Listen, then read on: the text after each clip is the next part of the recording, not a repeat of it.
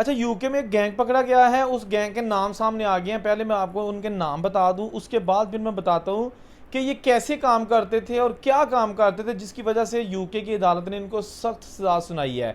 सबसे पहले जो इस गैंग का सरगना है वो अभी पकड़ा नहीं गया, उसका नाम है जी मोहम्मद ज़ादा। उसकी उम्र है तकरीबन 43 साल। अच्छा, इसके साथ जो दूसरे लोग थे उनमें जनाब हैं परेज़ अब्दुल्ला, उम्र 41 साल, खालिद महमूद, उम्र 50 साल, मैरिक सोचेनिक, उम्र 39 साल, और गुरप्रीत कालू, उम्र 67 साल, जबकि बेस्तोन मसीली 41 साल। अच्छा, ये करते क्या थे? ये जनाब जो यूरोपियन कंट्रीज़ हैं ना, जैसे बेल्जियम और फ्रांस, जो दूसरे यूरोपियन कंट्रीज़ हैं, यहाँ से लोगों को पैसे लेकर यूके पहुँचाते थे बाय रोड। और ये जो वैन इस्तेमाल करते थे ज़्यादातर वो होती है जो फ्रोज़न वैन होती है, जिसमें फ़्रोज़न आइटम्स रखी जाती हैं। आप देखते हैं ना कि जो एक ट्रक सा बना होता है और उसके अंदर जो है ना वो पूरी वो ट्रक का जो बैक साइड जो कंटेनर सा छोटा सा होता है ना, वो फ्रिज होती है, फ्रीज़र होता है सारे का सारा। उसके अंदर फ्रोज़न आइटम जो है ना, मीट, फ़िश, वेजिटेबल्स, फल, इस तरह की चीज़ें रखी जाती हैं। ये लोग पैसे लेके लोगों को वहाँ पर यूके पहुँचाते थे। मोस्टली जो इन्होंने लोगों को पहुँचाया उनका ताल्लुक तकरीबन 31 लोग इराक से हैं जिनका ताल्लुक है, बाकी कुछ वियतनाम से हैं। और उस वियतनामी एक फैमिली भी ऐसी थी जिसको इन्होंने वो फ्रिज में, यानी कि इतना सफ़र करवाया था उस फ्रिज वाले ट्रक में, फ्रिज चल रही थी कि उसमें एक 4 साल से कम उम्र का बच्चा भी था, ख़वातीन भी थी, और उनको उस ट्रक के अंदर मुख्तलिफ हिस्सों में फ़िट करके और फिर गेट बंद करके और चला दी। और ऐसा हुआ कि 2017 में यही ग्रुप जो है ना वो बॉर्डर चेकिंग में जो है ना पकड़ा भी गया था, और वो जो लोग थे उसके अंदर फिट किए हुए उस ट्रक के अंदर, उनको वहाँ की जो बॉर्डर सिक्योरिटी फोर्सेस हैं, चेक करने वाले लोग हैं, उन्होंने अरेस्ट भी कर लिया था, पकड़ लिया था। और ये लोग जो गिरफ़्तार थे इन पर फिर चालान बनता रहा, इनके ट्रायल्स होते रहे, एविडेंस, सीसीटीवी फुटेज और तमाम शवाहद को इकट्ठे करके फिर अब इनको सज़ा सुनाई गई है। लेकिन मोहम्मद ज़ादा जो कि अभी मफरूर है उसको भी सज़ा सुना दी गई है, लेकिन उसकी गिरफ़्तारी के लिए भी जो है ना वो पुलिस पूरी तरह मुतहरिक हो चुकी है।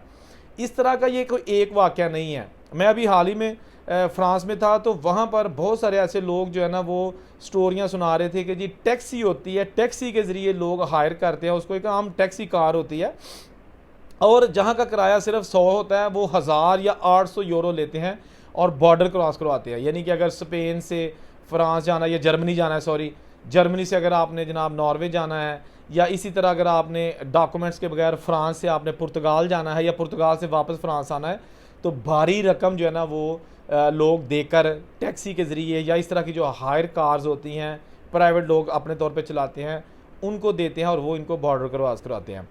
जो ये जो कार होती है ना, नॉर्मल कार, इसका फिर भी कोई ज़्यादा जानी नुकसान इसलिए नहीं होता कि ये आम मुसाफिरों की तरह बैठ के आपने सफ़र करना होता है, और बहुत कम चांसेस होते हैं कि रास्ते में चेकिंग हो गई और हर एक को चेक किया गया, डॉक्यूमेंट्स चेक किए गए और उनको पकड़ लिया गया। बहुत कम ऐसा होता है, लोग ईजीली ट्रैवल कर जाते हैं, जो कि गलत है, नहीं करना चाहिए। लेकिन बहुत सारे ऐसे भी लोग हैं जो मुख्तलिफ कार के हिस्सों में, यानी कि जिस तरह डिक्की होती है कार की, उसकी डिक्की के नीचे जो टायर होता है, टायर के नीचे भी जो है ना खुफिया खाना हो, तो उसके अंदर बंदों को लटाया जाता है।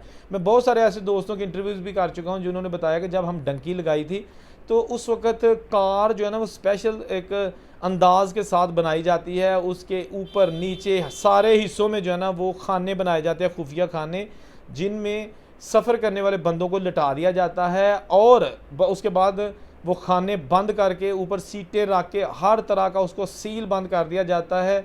इस दौरान अगर जो नीचे लोग जिनको खुफिया खानों के अंदर छुपाया गया है, अगर उनको कोई रफ़ा हाजत आ जाती है, उन्होंने कहीं टॉयलेट जाना है या उनको कोई खाने पीने की नौबत आई है, पानी पीना है गर्मी में, तो वो नहीं कर सकते, नहीं कर सकते, पानी नहीं पी सकते जब तक वो अपनी मंजिल मकसूद तक ना पहुंच सकें।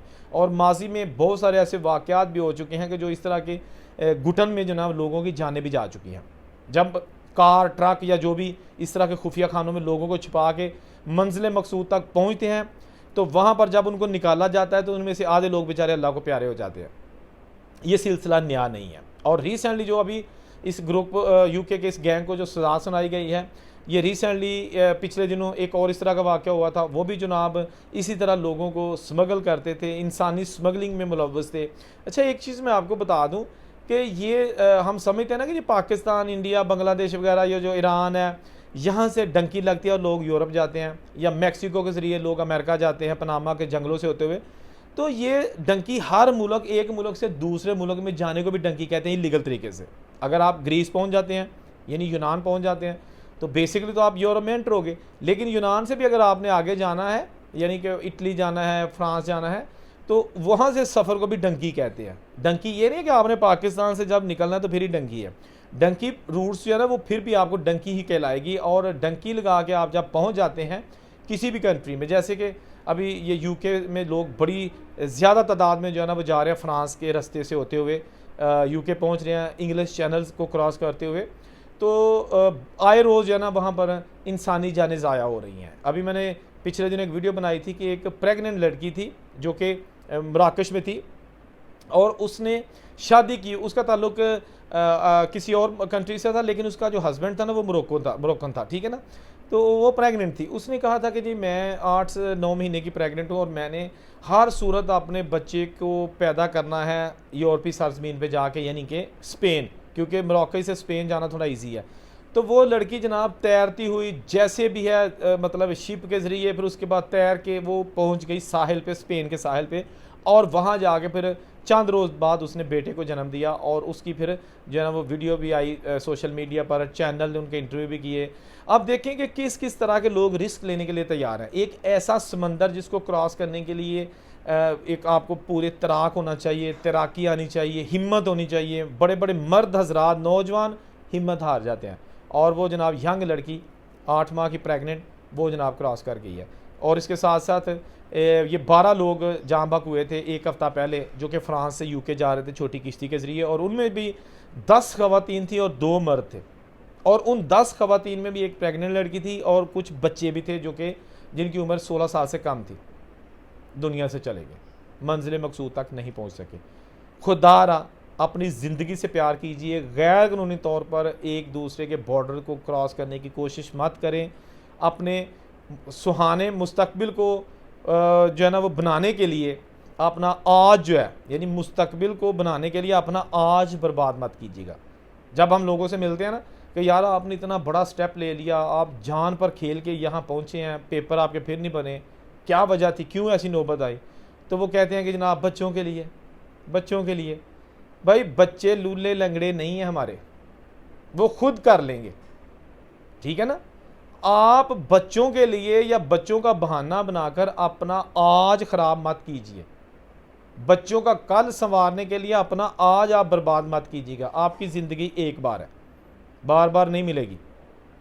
देखिए ना, आप अगर बाहर गए हैं तो आपको आपके वालिद ने नहीं भेजा, तो आप पहुंच गए हैं। तो इसी तरह कि अगर आपके बच्चों के हक में कुछ लिखा होगा तो वो कर लेंगे। मेरी रिक्वेस्ट है कि ऐसे हरबे मत इस्तेमाल करें जिससे आपकी जान को ज़्यादा ख़तरा हो और आपको फ़ायदा कम हो। ये फ्रांस, यूके और जितने भी इटली वगैरह, ग्रीस, ये हुकूमतें बॉर्डर कंट्रोल करती हैं, लेकिन उसकी रीज़न ये होती है कि ये लोग बॉर्डर क्रॉस जब करते हैं तो इनकी जान भी जाने का ख़तरा है, तो वो जानें बचाते हैं। ऑस्ट्रेलिया ने बॉर्डर कंट्रोल किया था जब आज से तकरीबन 8 साल पहले, तो उन्होंने कहा था कि जी लोग पाकिस्तान, इंडिया, श्रीलंका, बांग्लादेश वगैरह से इंडोनेशिया के ज़रिए जो है ना बॉर्डर क्रॉस करके ऑस्ट्रेलिया पहुंचने की कोशिश करते हैं डंकी लगा के। तो उन्होंने भारी रकम खर्च की थी और इंडोनेशिया, इंडिया, श्रीलंका, पाकिस्तान, यहाँ के तमाम अखबारों में ऑस्ट्रेलियन हुकूमत ने इश्तहार दिए थे। जिस मुल्क का अखबार था उस मुल्क की ज़बान में ट्रांसलेट करके इश्तहार दिए थे कि हमारे मुल्क में मत आइएगा, वीज़े के बगैर मत आइएगा, अगर आएंगे तो आपकी किश्ती को गहरे पानी से ही वापस भेज देंगे। समझ आई ना?